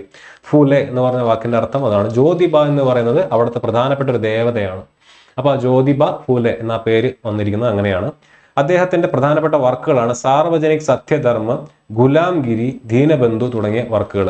സാർവജനിക് സത്യധർമ്മ, ഗുലാംഗിരി, ദീനബന്ധു തുടങ്ങിയവയൊക്കെ അദ്ദേഹത്തിന്റെ പ്രധാനപ്പെട്ട വർക്കുകളാണെന്നുള്ള കാര്യം കൂടെ ഓർത്തിരിക്കുക. ഇദ്ദേഹത്തിന്റെ വൈഫ് വളരെ ഇമ്പോർട്ടന്റ് ആയിട്ടുള്ള ഒരു ഫിഗറാണ്. നമ്മൾ പഠിക്കും സ്ത്രീകളെ പറ്റിയിട്ട്. നവോത്ഥാന നേതാക്കന്മാരിൽ പങ്കെടുത്തുള്ള സ്ത്രീകളും അവരുടെ കോൺട്രിബ്യൂഷൻസും പഠിക്കുമ്പോൾ ഇദ്ദേഹത്തിന്റെ വൈഫിനെ പറ്റി നമുക്ക് ഡീറ്റെയിൽ ആയിട്ട് പഠിക്കാം. ജ്യോതിബ ഫൂലെയാണ് ആദ്യമായിട്ട് ദളിത് എന്ന് പറയുന്ന വേർഡ് ഉച്ചരിച്ചത്, അല്ലെങ്കിൽ അങ്ങനെ ഒരു വേർഡ് കോയിൻ ചെയ്തത് ജ്യോതിബ ഫൂലെയാണെന്നാണ് പറയുന്നത്. ദളിത് എന്ന് പറയുന്ന വാക്ക് ആദ്യമായിട്ട് മുഖ്യധാര രാഷ്ട്രീയങ്ങളിൽ അല്ലെങ്കിൽ രാഷ്ട്രീയത്തിലേക്ക് കൊണ്ടുവന്നത് ജ്യോതിബ ഫൂലെയാണെന്ന് പറയുന്നത്. അദ്ദേഹം 1854 വിധവകൾക്ക് വേണ്ടി ഒരു പ്രസ്ഥാനം ആരംഭിക്കുന്നുണ്ട്. 1854 ഹോം ഫോർ വിഡോസ് എന്നാണ് അദ്ദേഹത്തിന്റെ സംഘടനയുടെ പേര്. ഹോം ഫോർ വിഡോസ് അന്നത്തെ ബോംബെ കേന്ദ്രീകരിച്ച് ഉണ്ടായിരുന്ന വിധവകൾക്ക് വേണ്ടിയിട്ട് കൊണ്ടുവന്നുള്ള ഒരു പ്രസ്ഥാനമാണത്. അന്നത്തെ അവസ്ഥ ഇത്തിരി പരിതാപകരമാണ്. ഇന്നും സ്ത്രീകളുടെ അവസ്ഥ പരിതാപകരമാണ്. അപ്പൊ അന്നത്തെ അവസ്ഥ ആലോചിക്കേണ്ട കാര്യം കൂടില്ല. വിധവകള്, സപ്പോസ് അവരുടെ ഭർത്താവ് മരിക്കുന്ന സമയത്ത് ഇവര് ഗർഭിണിയാണെന്നുണ്ടെങ്കിൽ ആ വിധവകൾ എന്ത് ചെയ്യുന്നുണ്ട്, അവരുടെ കൊച്ചിനെ അബോർഷൻ ചെയ്ത് കളയാനുള്ള സാധ്യതയുണ്ട്, അല്ലെങ്കിൽ കൊച്ചുണ്ടായി കഴിഞ്ഞാൽ ആ കൊച്ചിനെ കൊന്നു കളയാനുള്ള സാധ്യതയൊക്കെ ഉണ്ട്. സോ ഇതിൽ നിന്നൊക്കെ വിധവകളെ രക്ഷപ്പെടുന്നതിന്, കാരണം സമൂഹത്തിൽ തലയുയർത്തി നടക്കാൻ പറ്റാത്ത സാഹചര്യങ്ങളുണ്ട്. ഇനി അതല്ലാന്നുണ്ടെങ്കിൽ തന്നെ വിധവകൾ ഗർഭിണി ആയിക്കഴിഞ്ഞാൽ അന്നത്തെ കാലത്ത് അബോർഷൻ ചെയ്യാനുള്ള സംവിധാനങ്ങൾ, അതിന്റെ കാര്യങ്ങളൊക്കെ വളരെ കുറവായതുകൊണ്ട് ഇൻഫാന്റിസൈഡ് ധാരാളമായിരുന്നു. അപ്പൊ അത് ഒഴിവാക്കുന്നതിന് വേണ്ടി സ്ത്രീകളുടെ അടുത്ത് ഹോം ഫോർ വിഡോസ് എന്ന് പറഞ്ഞ ഒരു പ്രസ്ഥാനം ആരംഭിക്കുന്നുണ്ട്, ജ്യോതിബ ഫൂലെ ആരംഭിക്കുന്നുണ്ട്. അദ്ദേഹം പറയുന്നുണ്ട്, അതിനകത്ത് എഴുതി വെക്കുന്നുണ്ട്, നിങ്ങൾക്ക് കുട്ടികൾ ഉണ്ടെന്നുണ്ടെങ്കിൽ, നിങ്ങൾക്ക് ആ കുട്ടികളെ വേണ്ടാന്നാണെന്നുണ്ടെങ്കിൽ നിങ്ങൾ ഞങ്ങളുടെ പ്രസ്ഥാനത്തിലേക്ക് വരിക, ഇവിടെ വന്ന് പ്രസവിച്ച് കുട്ടികളെ ഞങ്ങൾ ഏൽപ്പിച്ചിട്ട് നിങ്ങൾ പൊക്കോളൂ, ഞങ്ങൾ നോക്കിക്കോളാം എന്ന് എഴുതി വെച്ച് സ്ത്രീകളെ, വിധവകളായി അകത്തേക്ക് വിളിച്ചിട്ടുള്ളൊരു നേതാവും കൂടിയാണ് ഒരു ജ്യോതിബ ഫൂലെ. അദ്ദേഹത്തിന്റെ ഭാര്യയെ ആ കാലഘട്ടത്തിൽ സ്കൂളിൽ അയച്ച് പഠിപ്പിക്കുകയും അവർക്ക് വിദ്യാഭ്യാസം നേടിക്കൊടുക്കുകയും അവരെ കൂടെ എന്ത് ചെയ്യുന്നു, ഈ പറഞ്ഞ സാമൂഹിക രംഗത്തേക്ക് 1850കളിൽ ഇറക്കിയിട്ടുള്ള വ്യക്തിയാണ് ജ്യോതിബ ഫൂലെ. അദ്ദേഹമാണ് ദളിത് എന്ന് പറയുന്ന വാക്ക് ആദ്യമായിട്ട് മുന്നോട്ട് വെച്ചത്. ഇദ്ദേഹത്തിന്റെ കൂടെ ശിഷ്യന്മാരായിരുന്നു അന്നത്തെ ഈ പറഞ്ഞ MG റാണയുടെയും ഖാർവേ പോലെയുള്ള നേതാക്കന്മാരൊക്കെ. അദ്ദേഹത്തിന്റെ പുസ്തകങ്ങൾ ഓർത്തു വെക്കുക: സാർവജനിക് സത്യധർമ്മ, ഗുലാംഗിരി, ദീനബന്ധു. അദ്ദേഹം തുടങ്ങിയ പ്രസ്ഥാനത്തിന്റെ പേരെന്താണ്? അദ്ദേഹം തുടങ്ങിയ പ്രസ്ഥാനത്തിന്റെ പേരാണ് സത്യശോധക് സമാജ്. ഓക്കെ, ഇതൊക്കെ പഠിച്ചു പോട്ടോ. ദയാനന്ദ സരസ്വതി, നേരത്തെ പറഞ്ഞ ദയാനന്ദ സരസ്വതി 1875 ആര്യ സമാജം ഫൗണ്ട് ചെയ്ത ദയാനന്ദ സരസ്വതി. അദ്ദേഹത്തിന്റെ ഒരു പുസ്തകത്തിന്റെ പേരാണ് സത്യാർത്ഥ പ്രകാശ്. അദ്ദേഹത്തിന്റെ ഫേമസ് ആയിട്ടുള്ള സ്ലോഗനാണ് back to the Vedas. But he was the first to give call for swaraj. Swaraj എന്ന് പറഞ്ഞ ഇന്ത്യ ഫോർ ഇന്ത്യൻസ്, ഇന്ത്യക്കാർക്കാണ് ഇന്ത്യ എന്ന് പറഞ്ഞ ആശയം ആദ്യമായിട്ട് മുന്നോട്ട് വെച്ച വ്യക്തിയാണ് ദയാനന്ദ സരസ്വതി. ചുമ്മാതാണോ ലാലാ ലജ്പത് റായെ പോലെയുള്ള, അജിത് സിംഗിനെ പോലെയുള്ള ധീര നേതാക്കന്മാര് ദയാനന്ദ സരസ്വതിയുടെ ഫോളോവേഴ്സ് ആയിട്ട് മാറിയത്. 1876 ഇന്ത്യ ഫോർ ഇന്ത്യൻസ് എന്ന് പറയുന്ന ആശയം ആരും മുന്നോട്ട് വയ്ക്കുന്നത്, ദയാനന്ദ സരസ്വതി മുന്നോട്ട് വയ്ക്കുന്നത്. സ്വരാജ് എന്ന് പറയുന്ന ആശയം ആദ്യമായിട്ട് മുന്നോട്ട് വയ്ക്കുന്നത് 1906 ഒരു സ്വരാജ് എന്ന് പറയുന്ന ആശയം നമ്മുടെ ദാദാഭായ് നവറോജി മുന്നോട്ട് വയ്ക്കുന്നുണ്ട്. 1929 പൂർണ്ണ സ്വരാജ് എന്ന് പറഞ്ഞുകൊണ്ട് നമ്മുടെ ജവഹർലാൽ നെഹ്റു സ്വരാജിന്റെ മറ്റൊരു ആശയം മുന്നോട്ട് വയ്ക്കുന്നുണ്ട്. പക്ഷെ അതിനൊക്കെ ഒരുപാട് മുന്നേ ഇന്ത്യക്കാർക്ക് എന്ന് പറയുന്ന ആശയം മുന്നോട്ട് വെച്ച വ്യക്തിയാണ് Dayananda Saraswati. Back to the Vedas എന്നായിരുന്നു അതിന്റെ സ്ലോഗൻ. അദ്ദേഹം എഴുതിയ പുസ്തകമാണ് സത്യാർത്ഥ പ്രകാശ്. ഇനി among Dayananda's contributions were his opposition to untouchability. അദ്ദേഹം ജാതി വ്യവസ്ഥ, ഐത്തത്തിന്, ഉച്ചനീചത്വത്തിനെതിരായിരുന്നു. Promotion of equal rights for women, സ്ത്രീകൾക്ക് തുല്യ നീതി ലഭിക്കണം അല്ലെങ്കിൽ തുല്യ അവകാശങ്ങൾ ലഭിക്കണം എന്ന ആശയത്തിന് സപ്പോർട്ട് ചെയ്തിട്ടുള്ള വ്യക്തിയാണ് ദയാനന്ദ സരസ്വതി. NM ജോഷി എന്ന് പറയുന്ന AITUC അന്നത്തെ ട്രേഡ് യൂണിയൻ കോൺഗ്രസിന്റെ ഫൗണ്ടറാണ് 1920. അദ്ദേഹം പിന്നീട് തുടങ്ങിയിട്ടുള്ള ഒരു പ്രസ്ഥാനമാണ് സഹകാരി മനോരഞ്ജൻ മണ്ഡൽ. 1922 തുടങ്ങിയ പ്രസ്ഥാനമാണ് സഹകാരി മനോരഞ്ജൻ മണ്ഡൽ. തൊഴിലാളികളെ കൂട്ടുപിടിച്ചുകൊണ്ട് പ്ലേസ്, നാടകങ്ങളെല്ലാം നമ്മൾ KPSC മോഡലിലുള്ള ഒരു പ്രസ്ഥാനമാണ് സഹകാരി മനോരഞ്ജൻ മണ്ഡൽ എന്ന് പറയുന്നത്. അപ്പോൾ ആദ്യകാലത്തെ ഒരു ട്രേഡ് യൂണിയൻ ഫൗണ്ട് ചെയ്ത വ്യക്തിയാണ് ആര്? NM ജോഷി എന്ന് പറയുന്നത്. NM ജോഷി ഇവിടെ അറിയപ്പെടുന്ന എന്തിന്റെ പേരിലാണ്? NM ജോഷി ഇവിടെ അറിയപ്പെടുന്നത് സോഷ്യൽ സർവീസ് ലീഗ് ഫൗണ്ട് ചെയ്തതിന്റെ പേരിലാണ്. അടുത്ത പ്രധാനപ്പെട്ട ഒരു വ്യക്തിയാണ് ഗോപാൽ ഹരി ദേശ്മുഖ്. അദ്ദേഹത്തിന്റെ പെൻ നെയിം, അദ്ദേഹം കൃതികൾ എഴുതിയിരുന്ന തൂലികാ നാമമാണ് ലോകഹിതവാദി. അപ്പൊ ലോകഹിതവാദി എന്നറിയപ്പെടുന്ന ആരാന്ന് ചോദിക്കും? ഗോപാൽ ഹരി ദേശ്മുഖ്. ഗോപാൽ ഹരി ദേശ്മുഖ് ബോംബെ കേന്ദ്രീകരിച്ച് പ്രവർത്തിച്ചിരുന്ന ഒരു വ്യക്തിയാണ്. ബോംബെയിലായിരുന്നു അദ്ദേഹത്തിന്റെ പ്രവർത്തന മണ്ഡലം. പ്രഭാകർ, ഹിറ്റേച്ചു, ഗ്യാൻ പ്രകാശ്, ഇന്ദു പ്രകാശ് തുടങ്ങിയ കൃതികളൊക്കെയാണ് അദ്ദേഹം എഴുതിയത്. ഒന്ന് ആലോചിച്ചാൽ മതി. പ്രഭാകരൻ എന്ന് പറഞ്ഞാൽ സൂര്യനാണ്. സൂര്യനായിട്ട് ബന്ധപ്പെട്ട പ്രകാശം പരത്തുന്ന 2 കൃതികൾ കൂടെ ഉണ്ട്, ഇന്ദു പ്രകാശും ഗ്യാൻ പ്രകാശും. ഹിറ്റേച്ചു എന്ന് പറയുന്നത് കൂടെ അദ്ദേഹത്തിന്റെ കൃതിയായിട്ട് ഓർത്തിരിക്കുക. ഗോപാൽ ഹരി ദേശ്മുഖ്. ഇത്രയാണ് ഇവിടെ നിങ്ങൾ അറിഞ്ഞിരിക്കേണ്ടത്. ഇനി ഓൾ ഇന്ത്യ തരത്തിൽ പ്രധാനപ്പെട്ട മറ്റ് ഏതാനും സംഘടനകൾ ഞാൻ ഇവിടെ കൊടുത്തിട്ടുണ്ട്. ഇത് ഓൾ ഇന്ത്യ തരത്തിൽ നേരത്തെ ഈ പറഞ്ഞ സംഘടനകളൊക്കെ ഒരു റീജിയണൽ ബേസിസിലാണ്. ഇപ്പോൾ പരമഹംസ മണ്ഡലിയാണെങ്കിൽ ബോംബെ, വേദ സമാജ് ആണെങ്കിൽ മദ്രാസ്, പ്രാർത്ഥന സമാജ് ആണെങ്കിൽ ലാഹോർ ബോംബെ, സത്യശോധക് സമാജ് ബോംബെയിലാണ്, ആര്യ സമാജ് ലാഹോർ കേന്ദ്രീകരിച്ച് പ്രവർത്തിച്ചിരുന്നതാണ്. സോ ഇതൊക്കെ അവരുടെ പ്രവർത്തന മണ്ഡലം എന്ന് പറയുന്നത് ചില ഏരിയാസ് കേന്ദ്രീകരിച്ചിട്ടായിരുന്നു. ഇവിടെ ഞാൻ ഈ പറയുന്ന സംഘടനകളെല്ലാം തന്നെ ഓൾ ഇന്ത്യ തലത്തിൽ അവർക്ക് പല സ്ഥലങ്ങളിൽ അവരുടെ ബ്രാഞ്ചസ് നമുക്ക് കാണാനായിട്ട് സാധിക്കും. അതിൽ ഏറ്റവും ഒന്നാമത്തെ സംഘടനയാണ് 1861 ഫൗണ്ട് ചെയ്തിട്ടുള്ള രാധാസ്വാമി പ്രസ്ഥാനം. അത് തുളസിരാമും ശിവ് ദയാൽ സാഹിബും കൂടെ ഫൗണ്ട് ചെയ്തിട്ടുള്ളതാണ്. ഇതുവരെ ചോദിച്ച് കണ്ടിട്ടില്ല, ചോദിക്കാം, അതുകൊണ്ട് എഴുതി വെച്ച് പഠിക്കാം. 1875 തിയോസഫിക്കൽ സൊസൈറ്റി ചോദിച്ചിട്ടുണ്ട്. തിയോസഫിക്കൽ സൊസൈറ്റി തുടങ്ങിയ വർഷം 1875 തുടങ്ങിയ ആളുകളുടെ പേര് ഓർത്തിരിക്കുക: മാഡം ബ്ലവറ്റ്സ്കി ആൻഡ് ഒസ്കോട്ട്. ഇവർ 2 പേരും കൂടെ ചേർന്നിട്ടാണ് ഈ പറയുന്ന പ്രസ്ഥാനം തുടങ്ങിയത്. പക്ഷെ ഇന്ത്യയിൽ ഈ പ്രസ്ഥാനത്തിന്റെ വേര് പിടിച്ചത് ആനി ബസന്റ് വഴിയാണ് 1907 എന്നുള്ള കാര്യം കൂടെ ഓർത്തിരിക്കുക. തിയോസഫിക്കൽ സൊസൈറ്റിയുടെ ഇന്ത്യയുടെ പ്രവർത്തക ആരാണെന്ന് ചോദിച്ചാൽ അത് ആനി ബസന്റ് ആണ്. 1887 ഞാൻ നേരത്തെ പറഞ്ഞ ഇന്ത്യൻ സോഷ്യൽ കോൺഫറൻസ് അല്ലെങ്കിൽ Indian national social conference MG റാണയുടെയാണ് ഫൗണ്ട് ചെയ്തത്. ഞാൻ നേരത്തെ പറഞ്ഞിരുന്നു, കോൺഗ്രസിന്റെ ഒരു നവോത്ഥാന ശാഖയായിട്ട് പ്രവർത്തിച്ചിരുന്ന പ്രസ്ഥാനം. 1897 രാമകൃഷ്ണ മിഷൻ ചോദിച്ചിട്ടുണ്ട്. രാമകൃഷ്ണ മിഷന്റെ ഫൗണ്ടർ ആരാണ്? സ്വാമി വിവേകാനന്ദൻ. 1897 കാര്യം കൂടെ ഓർത്തിരിക്കുക. അവിടെ നിങ്ങൾ അറിഞ്ഞിരിക്കേണ്ട രണ്ട് വ്യക്തികളാണ് രാമകൃഷ്ണ പരമഹംസ. നമ്മുടെ ഒന്നാമത്തെ ചോദ്യം എന്തായിരുന്നു? ഗഡാധാർ ചത്തോപാധ്യായ എന്ന് പറയുന്ന പേര് ആരുടെയായിരുന്നു? രാമകൃഷ്ണ പരമഹംസന്റെയാണ്. അദ്ദേഹത്തിന്റെ വൈഫിന്റെ പേരും കൂടെ ഓർത്തിരിക്കുക, ശാരദാദേവി. വൈഫിന്റെ പേരും കൂടെ ഓർത്തിരിക്കുക, ശാരദാദേവി. ശാരദാദേവിയെ കമമറേറ്റ് ചെയ്തുകൊണ്ടാണ് ശാരദ മഠം ഒക്കെ വരുന്നത്. ശാരദാദേവിനെ കമമറേറ്റ് ചെയ്തുകൊണ്ടാണ്. നമുക്ക് സ്ത്രീകളെ പറ്റി പഠിക്കുന്ന സമയത്ത് ശാരദാദേവിനെ പറ്റിയിട്ടൊക്കെ ഡീറ്റെയിൽ ആയിട്ട് പഠിക്കാം. അപ്പോൾ രാമകൃഷ്ണ പരമഹംസ എന്ന് പറയുന്ന സന്യാസി, അദ്ദേഹം ആണ് രാമകൃഷ്ണ, അല്ലെങ്കിൽ അദ്ദേഹത്തിന്റെ ആശയങ്ങളെ കേന്ദ്രീകരിച്ചുകൊണ്ടാണ്, അദ്ദേഹമാണ് അദ്വൈത വാദമൊക്കെ മുന്നോട്ട് വയ്ക്കുന്ന, അല്ലെങ്കിൽ അതിൻ്റെയൊക്കെ പ്രൊപ്പോണന്റ് ആയിരുന്നു ആര്? രാമകൃഷ്ണ പരമഹംസ എന്ന് പറയുന്ന വ്യക്തി. അദ്ദേഹത്തിന്റെ ജന്മം ഈ പറഞ്ഞ പോലെ ഒരുപാട് രസകരമായിട്ടുള്ള എന്താ പറയുന്ന മിത്തുകൾ അടങ്ങിയിട്ടുള്ള ഒരു ജന്മമാണെന്നാണ് പറയുന്നത്. അദ്ദേഹത്തിന്റെ അച്ഛന് സ്വപ്നം ഉണ്ടായിരുന്നു, അതായത് വിഷ്ണു ഒരു അവതാരത്തിൽ തന്റെ മകനായിട്ട് ജനിക്കാൻ പോകുന്നു എന്നൊരു സ്വപ്നം അച്ഛൻ കാണുന്നു, അമ്മ അതുപോലെ ഒരു സ്വപ്നം കാണുന്നു. അങ്ങനെ ഒരു ദിവ്യ ജന്മമായിട്ടാണ് രാമകൃഷ്ണ പരമഹംസയുടെ ജന്മത്തെ പറ്റി പറയുന്നത്. അദ്ദേഹത്തിന്റെ പേര് ഗഡാധാർ ചത്തോപാധ്യായാണ്. അദ്ദേഹം ഒരു ബ്രാഹ്മൺ ഫാമിലിയിലാണ് ജനിച്ചത്. അദ്ദേഹത്തിന്റെ വൈഫിന്റെ പേരാണ് ശാരദാദേവി. ശാരദാദേവിനെ പറ്റി നമ്മൾ പഠിക്കും. ഇനി സ്വാമി വിവേകാനന്ദ, ഈ പറഞ്ഞ രാമകൃഷ്ണ മിഷന്റെ അല്ലെങ്കിൽ രാമകൃഷ്ണന്റെ ശിഷ്യനായിട്ട് വരുന്ന ആരാണ്? സ്വാമി വിവേകാനന്ദാണ്. അദ്ദേഹമാണ് പ്രീച്ചർ ഓഫ് നിയോ ഹിന്ദുയിസം എന്ന് പറയുന്ന ഒരു ആശയം അല്ലെ മുന്നോട്ട് വെച്ചത് ആരാണ്? സ്വാമി വിവേകാനന്ദാണ്. അദ്ദേഹത്തിന്റെ പ്രധാനപ്പെട്ട കൃതികൾ ഉദ്ബോധന, പ്രബുദ്ധ ഭാരതം. അദ്ദേഹത്തിന്റെ 1893 ചിക്കാഗോയിലെ സർവ്വമത സമ്മേളനത്തിലെ സ്പീച്ച് വളരെ ഫേമസ് ആണ്. 1893 ചിക്കാഗോയിലെ സർവ്വമത സമ്മേളനത്തിൽ അദ്ദേഹം നടത്തിയ സ്പീച്ചും വളരെ ഇമ്പോർട്ടൻ്റ് ആണ്. അതാണ് സ്വാമി വിവേകാനന്ദനുമായിട്ട് ബന്ധപ്പെട്ട് നിങ്ങൾ അറിഞ്ഞിരിക്കേണ്ട കാര്യം. 1893 തന്നെയാണ് ഗാന്ധിയെ സൗത്ത് ആഫ്രിക്കയിലേക്കുള്ള ട്രെയിൻ യാത്രയ്ക്കിടെ ഗാന്ധിയെ എന്ത് ചെയ്യുന്നത്? ട്രെയിനിൽ നിന്ന് പുറത്തേക്ക് ഇടുന്നതും 1893 അതേ വർഷം തന്നെയാണ് സ്വാമി വിവേകാനന്ദൻ ചിക്കാഗോയിൽ സ്പീച്ച് നടത്തുന്നത്. ഓക്കെ, ഇനി നേരത്തെ പറഞ്ഞ ചോദ്യങ്ങൾ.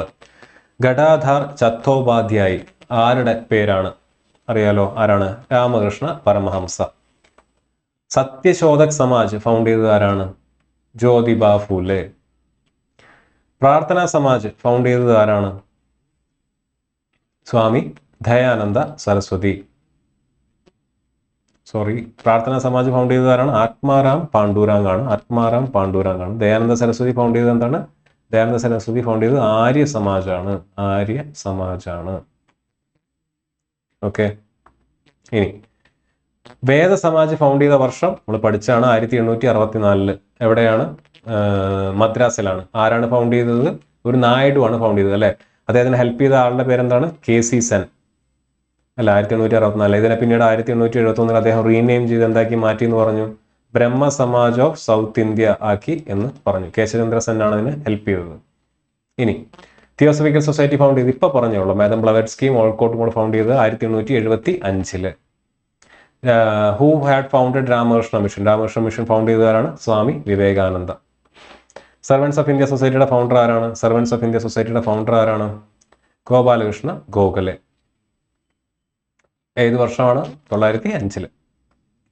അപ്പൊ ഇത്രയാണ് ഈ പറയുന്ന നവോത്ഥാനത്തിന്റെ ഏറ്റവും ആദ്യത്തെ ഭാഗം എന്ന് പറയുന്നത് ഇന്ത്യൻ റിനൈസൻസിന്റെ പാർട്ട് 1-ൽ നമ്മൾ ഇത്രയും ചോദ്യങ്ങളും ആ ചോദ്യങ്ങളുമായിട്ട് ബന്ധപ്പെട്ട ഒരുപാട് ഫാക്ടുകൾ നമ്മൾ പഠിച്ചു. ഈ ക്ലാസ് നിങ്ങൾക്ക് യൂസ്ഫുൾ ആയെന്ന് വിചാരിക്കുന്നു. മറ്റൊരു ക്ലാസ്സുമായിട്ട് നമുക്ക് വീണ്ടും കാണാം.